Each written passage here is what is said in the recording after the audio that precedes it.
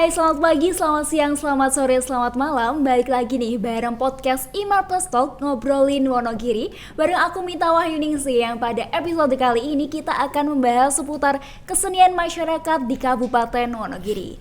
Nah, ngomongin kesenian nih, Kabupaten Wonogiri tuh kaya ya akan berbagai macam seni dan budayanya.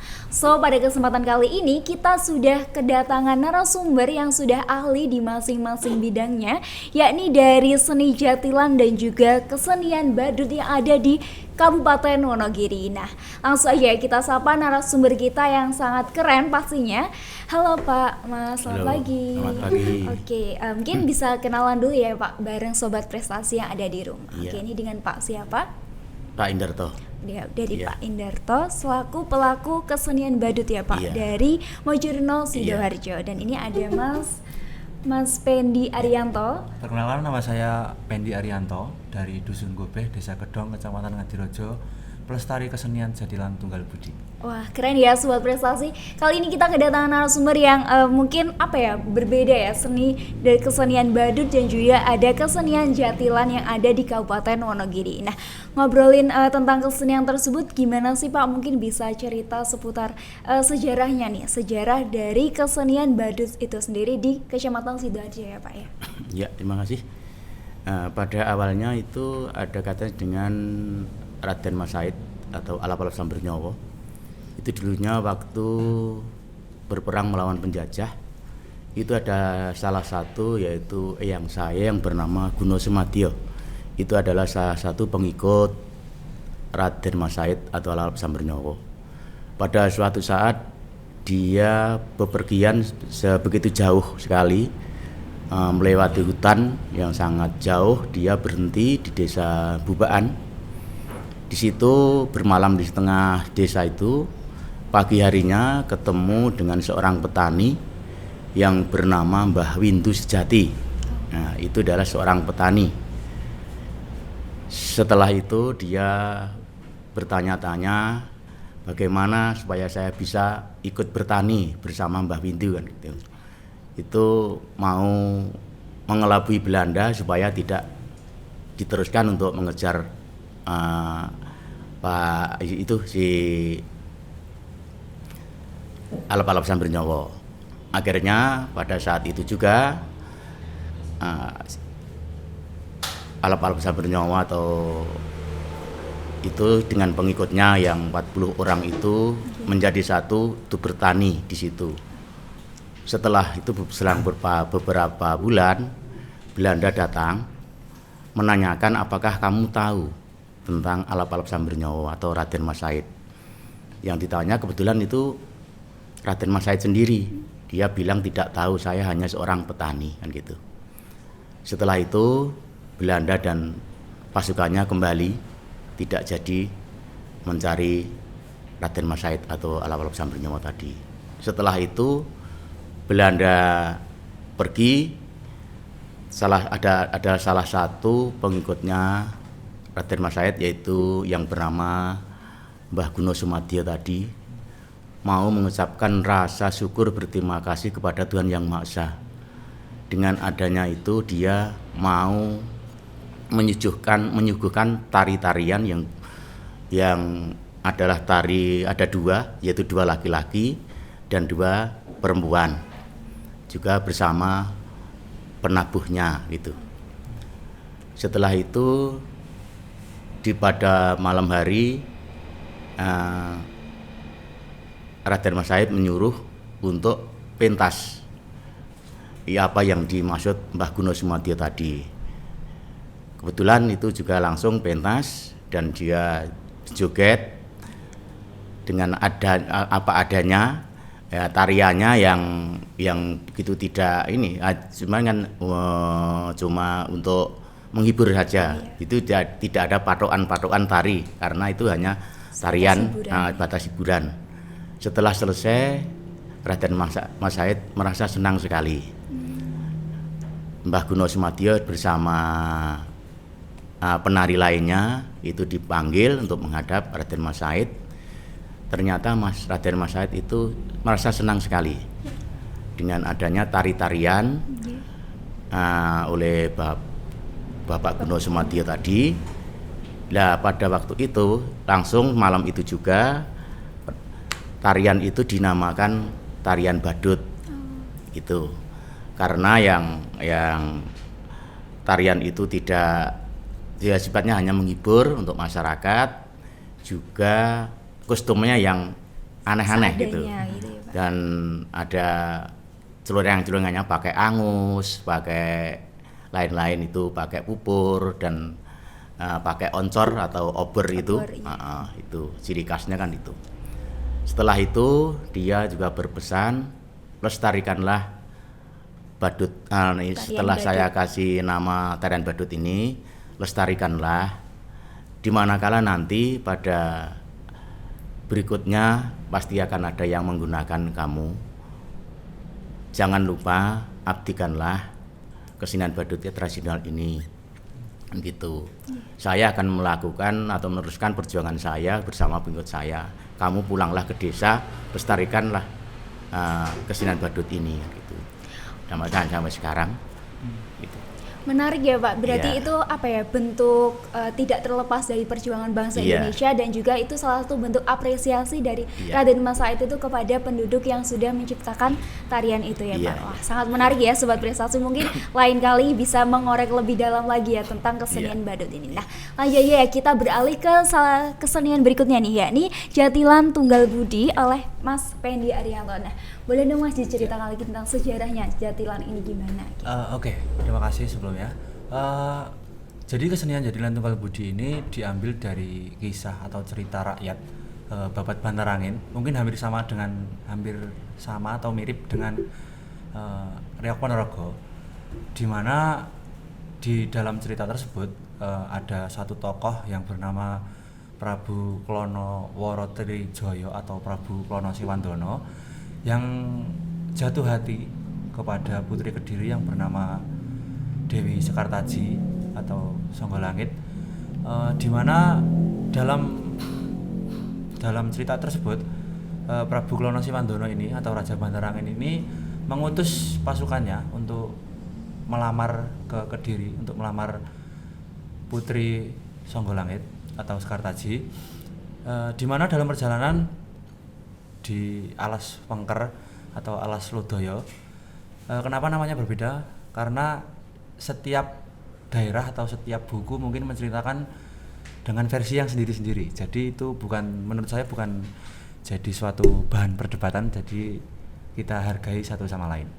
Kembali ke cerita tadi, pasukan Prabu Klono Siwandono itu di Alas Lodoyo atau Alas Wengker itu kan terdapat gangguan oleh penunggu dari Alas Lodoyo itu yang bernama Singobarong dan dirajai oleh Joko Lodro, di mana pasukan itu habis semua, pasukan prajurit berkuda itu habis semua, tinggallah yang bernama Patih Pujangga Anom atau Bujangganong kalau sekarang, itu kembali ke kerajaan Bantarangin dan mengatakan bahwa pasukannya diserang oleh Singobarong di Alas Lodoyo tadi.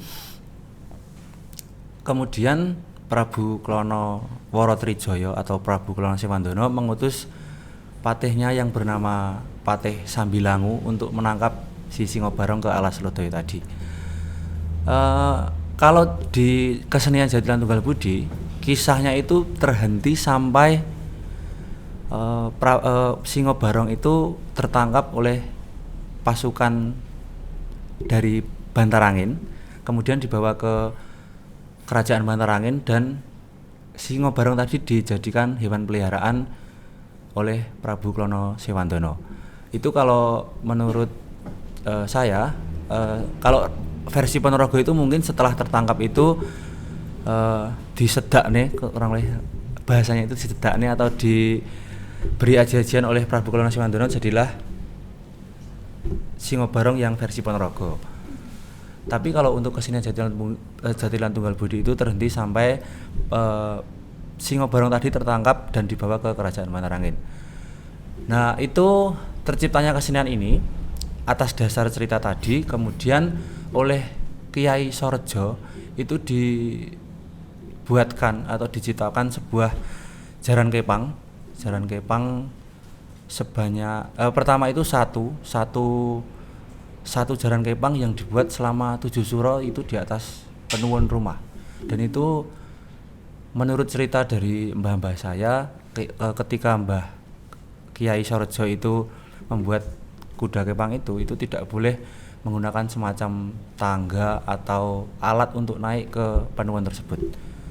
Kemudian Mbah Sorejo itu ketika membuat satu jaran kepang sudah jadi selama 7 suro tadi, kemudian beliau semacam mendapatkan semacam ilham gitu untuk membuatkan teman dari kuda yang satu tadi, dibuatkan kemudian 3 kuda berikutnya.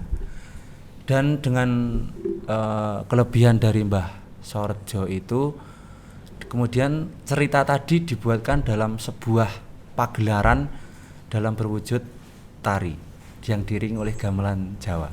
Kurang lebih seperti itu. Jadi jadilah Jatilan Tunggal Budi itu ya. Benar. Jadi perbedaannya kalau misal sama versi Reok Ponorogo itu kalau saya pernah baca atau sobat prestasi pernah baca kan kayak langsung ada proses ke pernikahannya Dewi Songgolangit.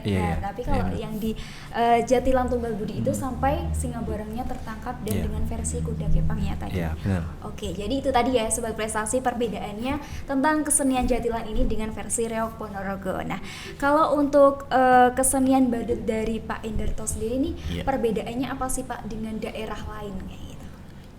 Kalau menurut sepengetahuan saya itu kesenian badut yang sudah saya pelajari dari dulu, dari temurun-temurun dari yang saya itu memang lain dari yang lain.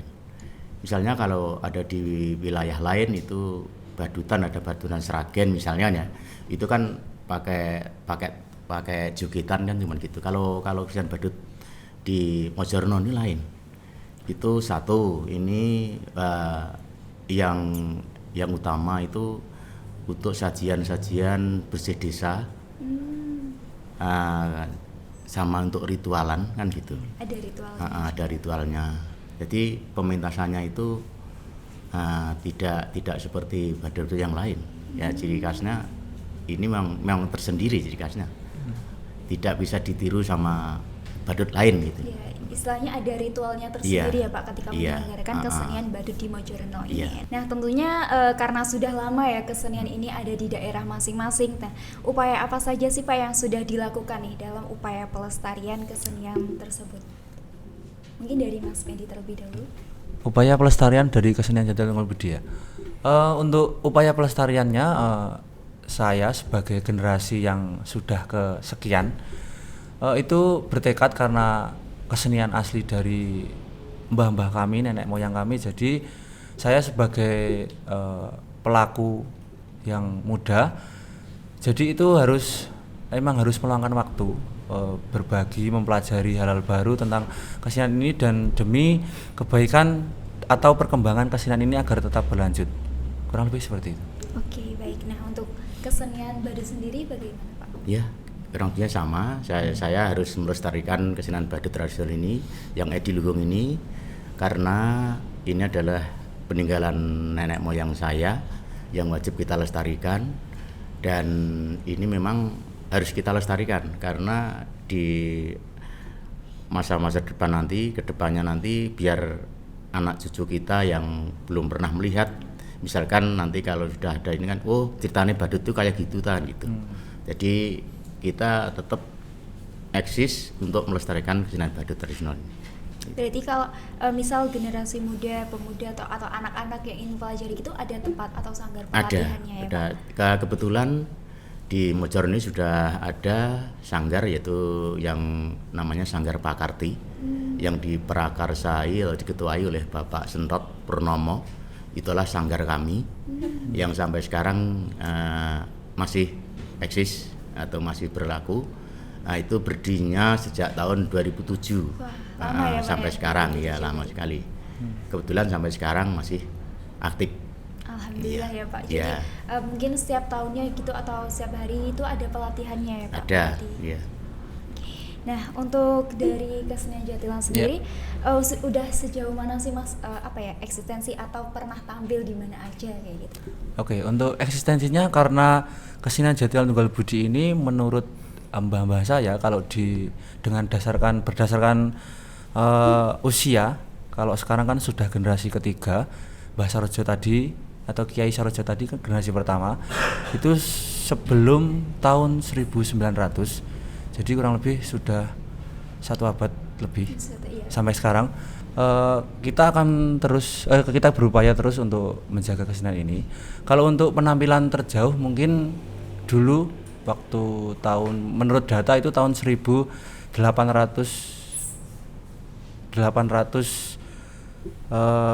hampir 1900-an itu pernah pentas di Keraton Surakarta. Kemudian tahun 1985-an itu pernah pentas di event pesta rakyat di Semarang, dan itu alhamdulillah mendapatkan juara 2. Alhamdulillah ya Mas ya. Kalau untuk di akhir-akhir ini atau waktu terdekat itu ada jam tampilnya atau gimana Mas?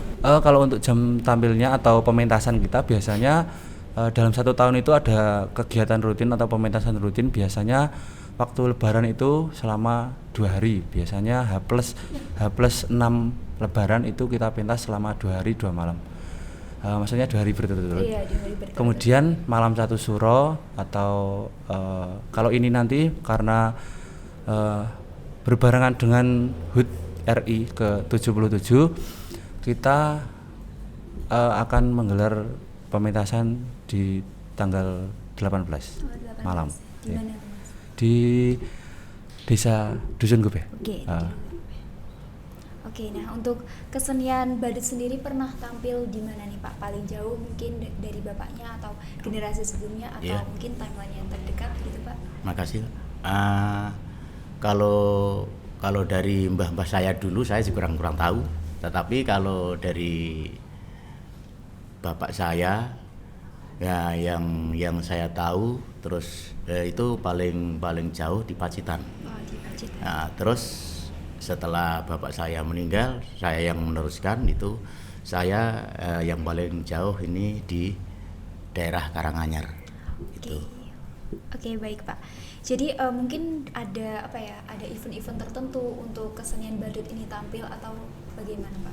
Ya, memang kalau kesenian badut ini ada event tertentu, yaitu yang tadi depan sudah saya katakan, yaitu satu untuk bersih desa atau namanya sedekah bumi ya, sedekah bumi.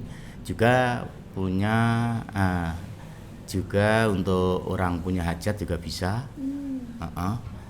Orang misalkan dulu kalau waktu saya masih kecil itu banyak sekali orang yang punya nadar atau istilahnya punya janji sama yang di atas gitu. Ya, misalkan contohnya kowe besok nek iki kok loro-loro wae misalkan gitu. Nek besok nek mari tak tanggapne badut kan gitu. Itu banyak sekali dulu.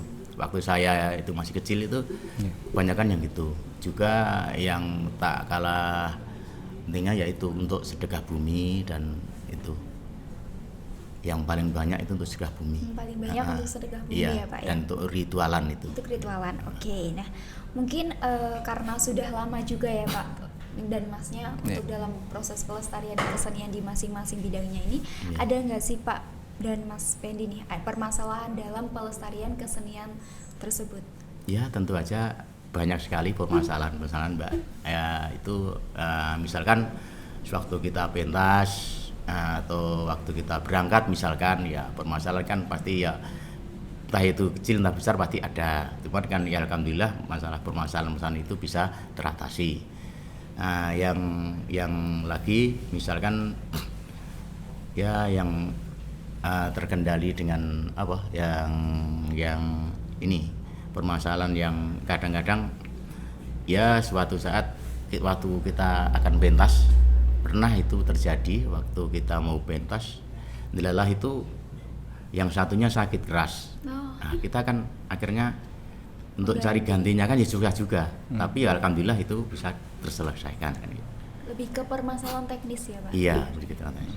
Mungkin permasalahan yang lain gitu mungkin ada nggak Pak pas proses pelestariannya, atau mungkin terkadang susah mencari pelatihnya, atau ada yang terkendala dalam proses pelaksanaannya gitu Pak? Ya kalau pelatihannya memang nggak langsung di saya sendiri. Oh, di Itu Bapak iya. sendiri. Saya selaku pelatih juga selaku penarinya, pelestarinya itu. Jadi misalkan kalau di sanggar itu kan ada suatu untuk belajar, nah itu saya sendiri. Gitu. Baik. Nah untuk Mas Fendi sendiri nih Mas, ada permasalahan nggak sih dalam proses ya upaya pelestarian keseniannya tersebut? Oke, mungkin sama dengan Pak Indarto. Pasti ada aja masalah dalam pelestarian kesenian budaya, khususnya tradisional. Kalau di kesenian Jatilan Tunggal Budi, mungkin hambatannya adalah karena kita regenerasi. Jadi yang tua turun ke muda, muda yang selanjutnya. Jadi mungkin dalam proses membimbing anak muda itu kita kan dengan anak muda itu kan pikirannya liar dalam tanda kutip, maksudnya rada angel diatur biasanya gitu. Jadi kalau nggak lagi moodnya lagi baik, semua datang terus kompak semua. Tapi kan kadang ada satu dua yang karena namanya masih remaja, anak-anak masih muda, jadi ada yang ingin main dulu atau apalah dulu. Jadi hambatannya mungkin kalau saya selama ini mungkin itu. Jadi dalam menjaga kekompakan. Karena kita hubungannya sekarang itu dengan yang muda-muda kalau di kesenian Jatilan Tunggal Budi. Oke, baik. Nah untuk kan ada permasalahan dari masing-masing gitu. Nah proses atau solusi dalam mengatasi masalahnya tersebut gimana Mas? Mungkin dari Mas Fendi sendiri. Biasanya kalau itu jadi kita sebagai yang dipasrai atau yang dituakan dalam proses pelestarian itu, dalam proses latihan atau apa, saya yang dituakan di situ. Jadi harus membuat suatu ide-ide atau memberikan inovasi. Jadi anak muda itu cenderung lebih ke monoton itu nggak suka. Kalau monoton itu nggak suka. Jadi kebosan ya Mas? Iya. Jadi misalnya sekarang garap gending atau musik apa, gamelan apa dengan notasi yang berbeda, besok harus berbeda gitu. Dengan gerakan mungkin gerakannya ada penambahan. Pokoknya suasana latihan proses pelestarian itu harus dibuat senyaman mungkin. Ya, gitu. Mungkin kurang lebih seperti itu. Tapi dengan adanya inovasi, dengan keberbedaan proses pelestarian itu hasilnya alhamdulillah maksimal ya Mas? Alhamdulillah maksimal. Kebetulan belum lama ini kita pentas itu antusias dari penonton itu selama ini memang luar biasa menurut saya. Untuk jenis kesenian tradisional, kesenian khususnya kesenian Jatilan Tunggal Budi ini rata-rata bisa menampung atau menyerap penonton itu lebih dari 4.000 penonton. Itu kan menurut saya pencapaian yang sangat tinggi ya, membahagiakan menurut saya. Oke, dan mungkin untuk Pak Indarto sendiri ada solusi untuk menyelesaikan permasalahan yang tadi Pak Indarto sampaikan? Iya, kurang lebihnya juga sama Mas Fendi. Kalau untuk menyelesaikan dengan itu, kita memang harus betul-betul, misalkan ya memang benar namanya dikatakan Mas Fendi, memang anak muda itu kadang-kadang ya begitulah. Mut-mutan, bosen ya Pak. Tapi kita tidak bosan-bosannya kita harus tetap untuk mencari inovasi. Kita harus tetap terus, biarpun anak-anaknya itu agak susah diatur, tapi kita harus tetap untuk terus mengaturnya gitu. Ada rasa capek, jenuh, bosan gitu nggak sih Pak? Iya, nggak ada. Kalau saya nggak ada rasa capek, nggak ada bosan, nggak ada. Oke, baik. Emang benar ya Pak, soalnya emang apa ya, anak muda zaman sekarang kan nggak suka sesuatu yang monoton, harus butuh sesuatu yang dinamis, yang berubah-ubah. Iya. Dan ini Pak, mungkin ada nggak sih Pak dukungan dari pemerintah setempat, mungkin dari desa, kecamatan, atau instansi lainnya Pak dalam proses pelestarian di masing-masing kesenian itu? Mungkin dari Pak Indarto terlebih dahulu.